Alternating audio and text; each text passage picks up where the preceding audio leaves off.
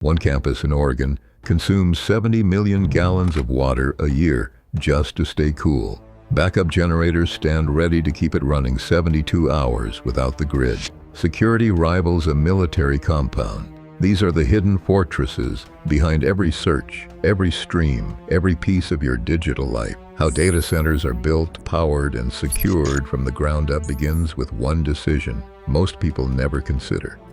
Every online search, video stream, and financial transaction relies on a physical network of massive, purpose-built facilities rather than generic server rooms. Finding the ground for these digital hubs is a complex engineering decision, not a simple real estate transaction. A viable plot of land requires direct proximity to high-capacity fiber optic routes to keep user latency under 10 milliseconds. It also needs immediate access to regional transmission substations capable of delivering high-voltage utility feeds, often at 13.8 or 34.5 kilovolts, to support massive industrial power demands before a single concrete slab is poured. Developers screen potential acreage against active seismic fault lines and 100-year floodplains while evaluating regional climates that allow cool outside air to assist in cooling the equipment. In Oregon, operators look to the Columbia River Basin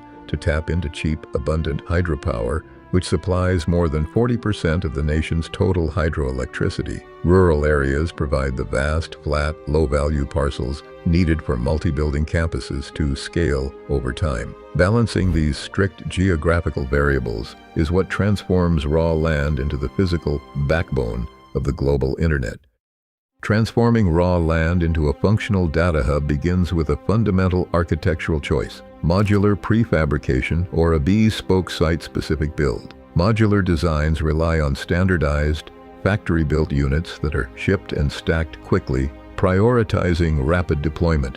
In contrast, bespoke builds are engineered from the ground up to fit the local climate and grid. A prime example is a 290,000 square foot expansion in Oregon, representing a $600 million investment, custom-built to integrate with regional utilities while leaving room for future phases. Unlike typical commercial warehouses, these facilities are heavy-duty machines. Racks packed with dense hardware generate massive localized weight, requiring slab-on-grade concrete foundations rather than traditional raised floor systems. This heavy engineering ensures the concrete can support static rack loads reaching roughly 1,200 kilograms per square meter, preventing floor sag and protecting structural integrity. Inside, the room layout is strictly planned around cable management and thermal control. Modern server racks draw between 5 and 30 kilowatts of electricity each, generating intense heat. To handle this, architects design dedicated pathways from day one. Power feeds and high-speed data cables are routed through distinct overhead trays, preventing electromagnetic interference while keeping the space below clear for airflow. This entire construction process follows a strict sequence. After initial grading and foundation work, crews erect the heavy steel superstructure and secure the outer envelope. Next comes the complex mechanical, electrical, and plumbing fit-out, where workers install power distribution units and cooling infrastructure. The closing stage is systematic commissioning. Engineers run full-scale tests under simulated electrical and thermal loads, verifying that every redundant system operates flawlessly before the facility is handed over to the technicians. High-voltage power enters from the regional utility grid, typically arriving at a dedicated on-site substation where transformers step it down to 13.8 kilovolts or 34.5 kilovolts. If this main utility feed fails, even for a fraction of a second, the servers cannot wait. Uninterruptible power supply systems, UPS, immediately bridge the gap, taking over the load within milliseconds. Legacy facilities historically relied on valve-regulated lead-acid batteries called VRLA, which are heavy and require replacement every 3 to 5 years. Modern builds increasingly deploy lithium-ion batteries, which offer 3 times the energy density, charge faster, and last up to 10 years. While the batteries hold the load, they only buy time. Within 15 seconds of a utility outage, massive industrial diesel generators must start and synchronize. These backup engines are supported by on-site fuel storage tanks, often holding up to 20,000 gallons. sized to sustain at least 72 hours of critical runtime. System safety is defined by redundancy topologies. An N+1 design includes a single extra unit for every active component, while a 2N architecture fully duplicates the entire critical power path from the substation to the server rack. A Tier 4 fault tolerance standard represents the high resilience benchmark, ensuring that any single component failure can occur without interrupting active IT operations. To stabilize these systems long-term, operators are shifting toward localized microgrids and green procurement. In Oregon, Google anchored its energy supply with a 119-megawatt wind power purchase agreement with the Leaning Juniper YIB project, showing how grid resilience now intersects with dedicated renewable investments. The vast amount of electricity feeding into these servers transforms entirely into heat, creating a constant thermal threat.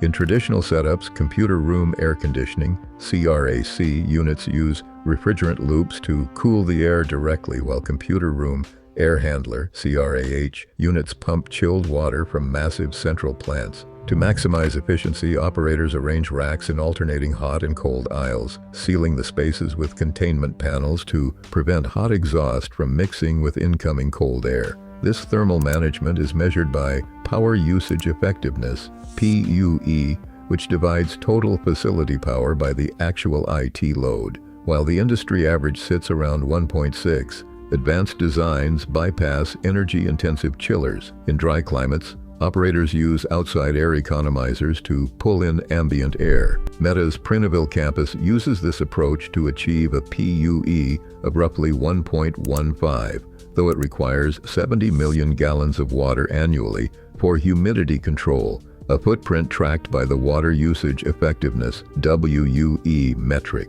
For next-generation hardware drawing over 30 kilowatts per rack, builders are shifting toward immersion cooling, submerging servers directly in specialized dielectric fluid to transfer heat away without air or water.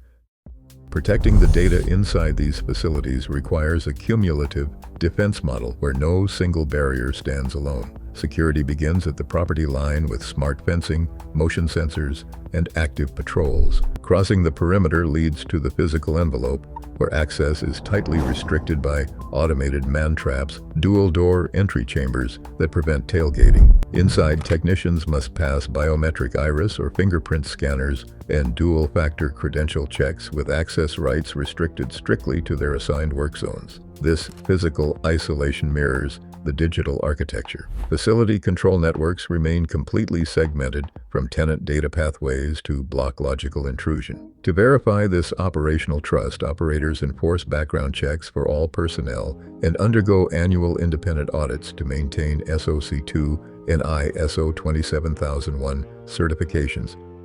Beyond the security checkpoints, day-to-day operational continuity requires constant physical vigilance. Network Operations Center engineers, facilities staff, and remote hands teams provide 24/7 monitoring. Using building management and SCADA systems, they track environmental conditions, applying predictive maintenance to catch problems before outages can strike. Maintaining this reliability demands rigorous testing, routine generator load tests, UPS transfer tests, and full facility failover drills, all backed by contingency planning for natural disasters and human error. Yet keeping these massive operations running is drawing intense community scrutiny over local resource and utility strain.